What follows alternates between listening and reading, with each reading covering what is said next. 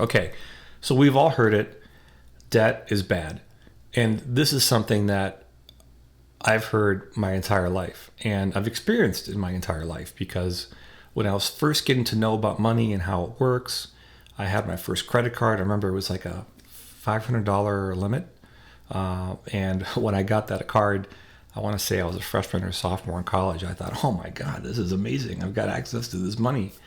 And sure enough, I bought stuff on it. I spent $500 on clothes or food or whatever that I had to pay.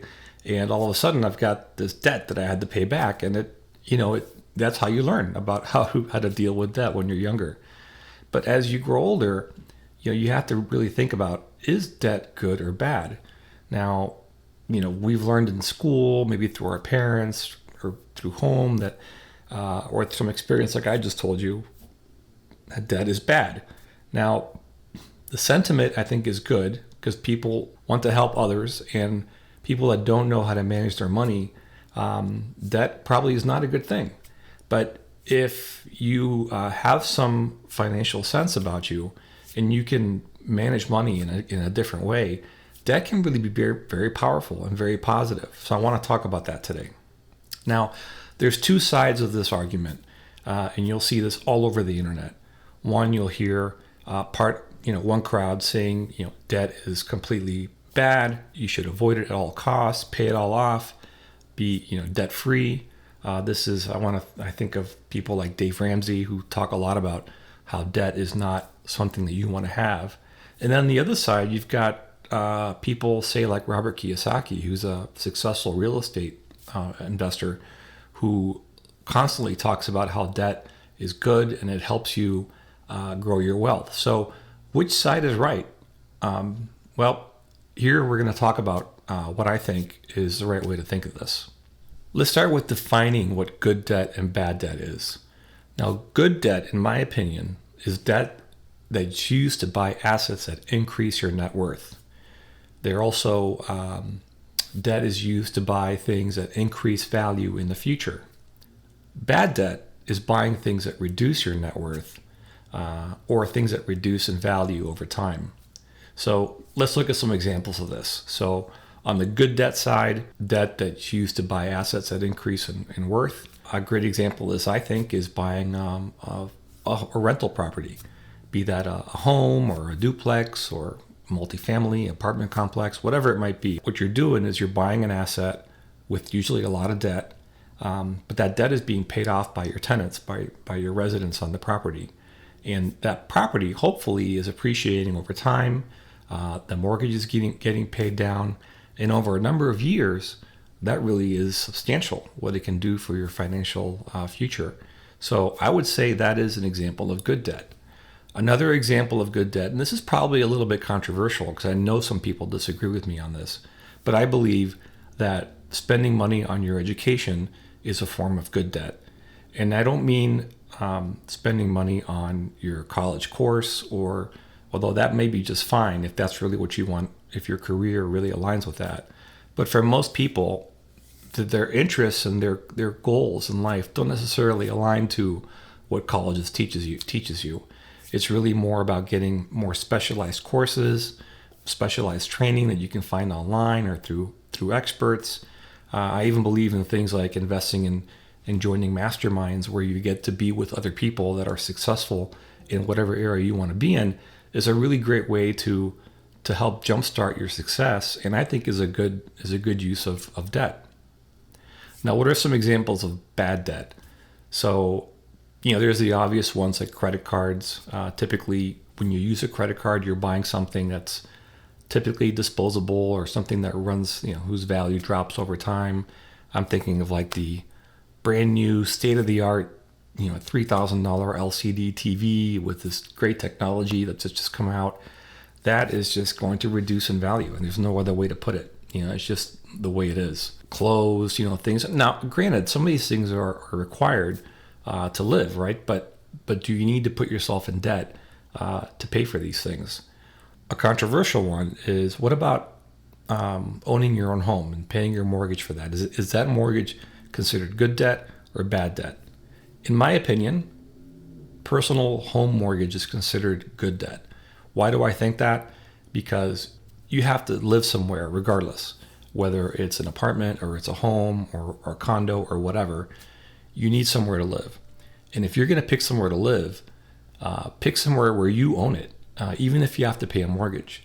It's a lot better than, say, renting out an apartment and paying somebody else, paying their mortgage and letting their property appreciate while you're paying off their expenses. Owning your own home, you're doing that for yourself. Now, there are situations where apartment makes sense. For example, if you plan on being somewhere for not a whole lot of time, maybe a year or two, then it probably makes sense to rent an apartment instead of buying a home, because there's expenses that go with buying a home. But if you plan on being somewhere for many years and you want to settle down and that's where you want to live, then owning a home makes sense. So in my opinion, that's good debt. Now let's talk about how debt is used in real estate, because this is really interesting. Debt allows you to purchase much larger properties than you could otherwise with cash. Let's take a simple example here. Say you've got $30,000 in cash. Now you could buy a home for $30,000, which doesn't exist, but let's just say for the example, you try to buy a home for $30,000, you can't get anything. Nothing is that inexpensive. So what do? Debt allows you to leverage a bank to be able to put up a large percentage of that acquisition so that you can buy a whole lot more than you could with your $30,000. So say you could buy a $100,000 home where the bank takes 70%, which is the mortgage, and you take 30%, which is your equity. That is a way to get into a larger property, which is great. Now, why is it good to get into a larger property? Because it helps you increase your returns. Your returns on a $100,000 property would be a whole lot more than one that was $30,000, right? And those returns can help pay off the debt. So, for example, when we buy an apartment community, we use debt just like you do in a home. And investors only put up a portion of the money, which is typically the equity. And it's often around, 20, 30, 40%. And the lender provides the rest. So this means that as an investor, you can buy a much larger property and also have better location, better amenities, things that you could potentially get with a lot more money to put into a property than you could just by using your equity with no lending at all. So in summary, the larger property generates more income that pays for the mortgage and generates a higher rate of return for you, which is great. Now, it's also important to note that while using debt to buy an apartment community, let's say, can definitely increase your ROI, it also increases the risk. Why is that? Because if your property doesn't generate enough income to cover the mortgage payments, that investor may have financial difficulty.